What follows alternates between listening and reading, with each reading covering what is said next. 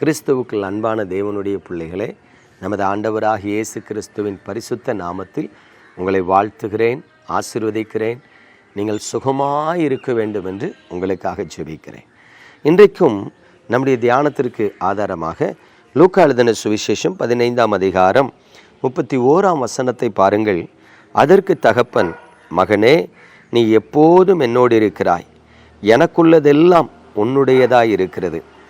பிரியமானவர்களே, இந்த வேத பகுதியை வாசித்து பார்க்கும் பொழுது அண்ணன் தம்பி 2 பேருக்குள்ளே காணப்படுகிற ஒரு சிறு மனஸ்தாபத்தை குறித்ததான செய்தியாக இருக்கிறது. தகப்பனுக்கும் பிள்ளைகளுக்குள்ளும் காணப்படுகிற உறவின் அடிப்படையை விளக்குகிறதாய் இருக்கிறது என்று பார்க்கிறோம். இங்கே ஒரு தகப்பன், அவருக்கு 2 பிள்ளைகள் இருக்கிறார்கள். அந்த 2 பிள்ளைகளில் ஒருவன் தகப்பனை விட்டு தூரம் போய் துன்மார்க்கமாய் வாழ்ந்து தனக்குண்டான ஆஸ்திகளை எல்லாம் அவன் அழித்து போட்டான் என்று பார்க்கிறான். அதே நேரத்தில் ஒரு மகன் தகப்பனோடே கூட இருக்கிறான். தகப்பனை விட்டு பிரியாதவனாக, தகப்பனுக்கு கீழ்ப்படுகிறவனாக, தகப்பனுடைய எல்லா வேலைகளையும் கவனமாய் செய்கிறவனாக இருக்கிறான். இப்பொழுது பாருங்கள், தகப்பனை விட்டு தூரம் போன மகன் பிழைப்புக்கு வழியில்லாததினால் வேறு வழியில்லாமல் தன் தகப்பனிடத்தில் திரும்பி வருகிறான். தகப்பன் அவனை ஏற்றுக்கொண்டு அன்பு பாராட்டுகிறார். தகப்பன் அவனை மகனாகவே ஏற்றுக்கொண்டு கனப்படுத்துகிறார். தகப்பன் தன் மகன் திரும்பி வந்ததை நினைத்து சந்தோஷப்பட்டு ஒரு விருந்து வைக்கிறார். இப்பொழுது தகப்பனோடு கூட இருக்கிற மகனுக்கு கோபமும் ஆத்திரமும் எரிச்சலும் வருகிறது. இத்தனை ஆண்டுகள் என் தகப்பனுடைய வார்த்தையை தட்டாமல் கீழ்ப்படிந்திருக்கிறேன், என் தகப்பன் சொன்ன வேலைகளை எல்லாம் செய்திருக்கிறேன், என் தகப்பனிடத்தில் அத்தனை அன்பு வைத்து அவருக்கு நான் பிரியமான மகனாய் நடந்து கொண்டிருக்கிறேன். ஆனால் இதுவரைக்கு ஒரு விசை கூட அவர் நான் என் நண்பர்களோடு சந்தோஷமாய் இருக்கும்படி ஒரு விருந்து அவர் பண்ணவில்லை. இப்பொழுது என் தம்பி வந்திருக்கிறான், துன்மார்க்கமாய் ஜீவித்தவன், ஆஸ்திகளையெல்லாம் அழித்து போட்டவன், தகப்பனை மதிக்காதவன் வந்திருக்கிறான், என் தகப்பன் விருந்து வைக்கிறாரே என்று சொல்லி அவன் சஞ்சலப்பட்டு தகப்பனிடத்தில் வருத்தப்படுகிறான். அப்பொழுதுதான் தகப்பன் சென்று அந்த மூத்த மகனை, வா மகனே என்று அன்போடு தன் வீட்டிற்குள் அழைத்து கொண்டு வரும்பொழுது அந்த மகன் கேட்கிறான், ஏன் நீர் இதுவரைக்கும் எனக்காக எதுவுமே செய்யவில்லை? அப்பொழுதுதான் தகப்பன் சொல்கிறான், தம்பி, நீ வேற நான் வேறன்னு ஒரு நாளும் பிரித்து பார்க்கலப்பா. என்னுடையது எல்லாம் உன்னுடையது. உன் தம்பி அவனுக்கு உண்டானதை வாங்கிட்டு போயிட்டான். இப்போ தம்பிக்கு என்னிடத்துல ஒன்றுமே இல்லை. இன்றைக்கி அவன் ஒரு கெஸ்ட்டு மாதிரி வந்திருக்கிறான். வீட்டுக்கு ஒரு கெஸ்ட்டு வந்தால் நம்ம விருந்து பண்ண மாட்டோமா? அப்படித்தான் அவனுக்காக நான் விருந்து பண்ணியிருக்கிறேன். பட் நீ அப்படி இல்லை. இன்றைக்கு எனக்கு இருக்கிற சொத்து, ஆஸ்தி, அந்தஸ்து, ஐஸ்வர்யம் எல்லாம் உன்னுடையது.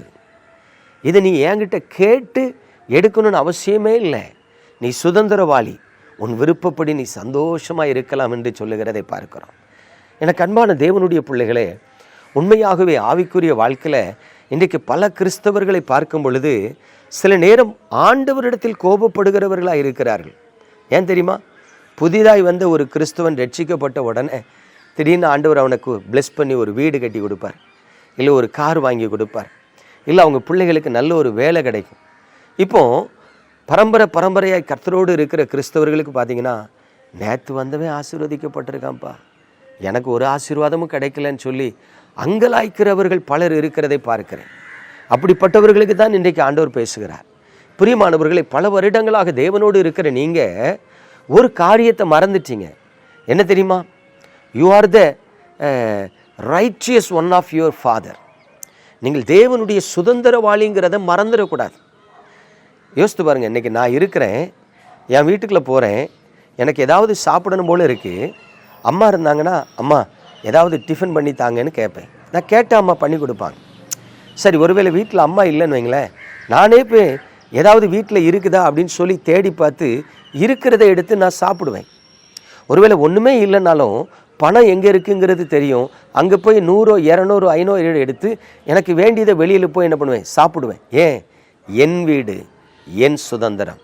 தேவன் அப்படித்தான் இன்றைக்கி அவரை நேசிக்கிற, அவரை பின்பற்றுகிற தேவ பிள்ளைகளாகி நமக்கு ஒரு சுதந்திரத்தை கொடுத்திருக்கிறார். அதை எப்படி நம்ம பயன்படுத்தணும்னு தெரியாமல் பலர் இருக்கிறாங்க. வேதவசனம் சொல்லுது, விசுவாசத்தினால் நீதிமான் பிழைப்பான். எனக்கு ஒரு தேவ மனிதனு தெரியும், உங்கள் எல்லாருக்கும் தெரிந்தவர் தான். அதாவது விசுவாச அப்போஸ்தலன் என்று பெயர் பெற்ற ஜார்ஜ் முல்லர். கவனிச்சு பாருங்க, அந்த தேவ மனிதன் ஆயிரக்கணக்கான பிள்ளைகளை வைத்து ஒரு ஹோம் நடத்தி கொண்டிருக்கிறார். பாருங்க, ஒவ்வொரு நாளும் அவர்கிட்ட சாப்பாட்டுக்கு ஒன்றும் இருக்காது. ஆனால் அந்த பிள்ளைகளை காலையில் சாப்பிட அமர வைத்து விட்டு ஒரு சின்ன ஜெபம் பண்ணுவார். ஆண்டவரே, இந்த காலை வேளையில் நீர் எங்களுக்கு உணவு தந்ததற்காய் ஸ்தோத்திரம். அவ்வளோதாங்க. அவர் ஒரு சின்ன ஜெபம் பண்ணி முடித்தா அவருடைய அந்த ஹோமுக்கு முன்னாடி திடீர்னு ஆம்புலன்ஸ் நின்று சாப்பாடு இறக்கி காலையில் டிஃபன் கொடுத்துட்டு போவாங்களாம். காலையில் டிஃபன் கொடுத்தது மட்டும் இல்லை, மத்தியான நேரத்துக்கு அவர் யார்ட்டையும் போய் கேட்கறது இல்லை. மத்தியான நேரத்தில் அவருடைய பிள்ளைகள் எல்லாரையும் உட்கார வச்சு, தகப்பனே, காலை உணவு தந்த நீர் இந்த மதியான உணவை தந்ததற்காய் ஸ்தோத்திரம். தருவதற்காய் ஸ்தோத்திரம் இல்லை, தந்ததற்காய் ஸ்தோத்திரம்னு ஜெபிப்பாராம். வேற யாரோ ஒருத்தன் கேட்ரிங்லேருந்து மதியான உணவை கொடுத்துட்டு போவாங்களாம்.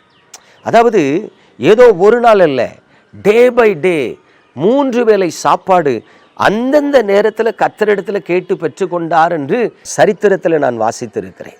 இப்போ யோசித்து பாருங்க, நீங்களும் நானும் தேவனுடைய பிள்ளைகள் என்று நம்மை அடையாளப்படுத்துகிறோம்.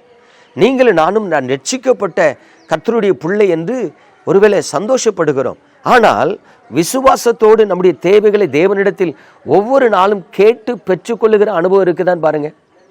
ஆண்டவரே, இன்னைக்கு ஸ்கூலுக்கு போகிறேன், என்னை யாராவது ட்ராப் பண்ணணும், நீங்கள் எனக்கு உதவி செய்யுங்க அப்படின்னு ஜெபம் பண்ணியிருக்கீங்களா? பல டைம் என்னுடைய ஊழியத்தின் பாதையில் நான் சில நேரம் பஸ்ஸை விட்டுருவேன், இல்லை ட்ரெயினை விட்டுருவேன். யோசித்து பார்ப்பேன், சென்னைக்கு போகணும், திருநெல்வேலி போனால் தான் அங்கேருந்து த்ரூ பஸ்ஸை ட்ரெயினை பிடிக்க முடியும்.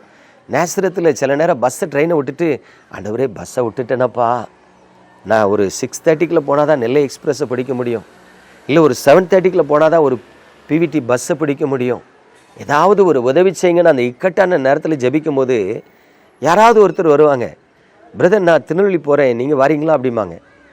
பல நேரம் அப்படி நான் ஃப்ரீயாக காரில் பயணம் பண்ண கர்த்தர் கிருபை செய்திருக்கிறார்.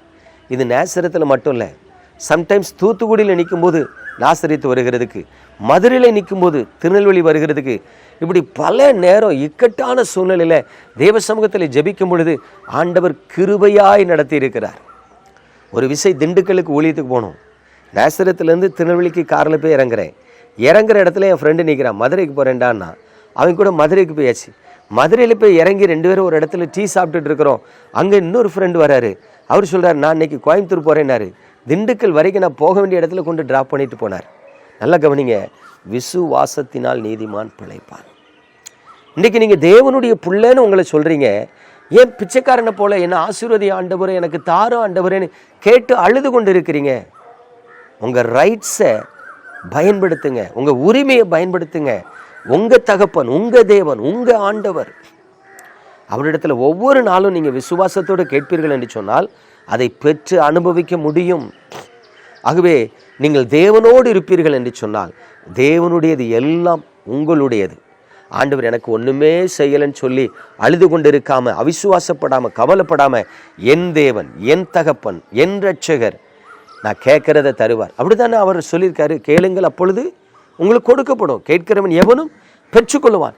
இந்த நாளிலிருந்து சிறிய காரியமோ பெரிய காரியமோ நீங்கள் விசுவாசத்தில் கேளுங்க, அவருடையது எல்லாம் உங்களுடையது நிச்சயமாக உங்களுக்கு தருவார். நம்ம ஜெபிப்போமா?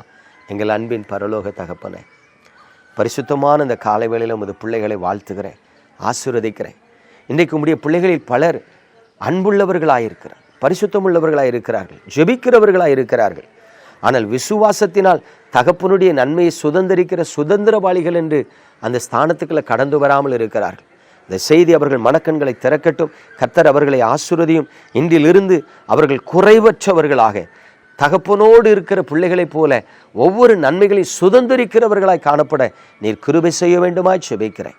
உங்கள் நாமத்தில் ஆசீர்வதிக்கிறேன். கண்மணி போலும் அது பிள்ளைகளை காத்துக்கொள்ளும். இயேசுவின் நாமத்தில் பிதாவே, ஆமென்.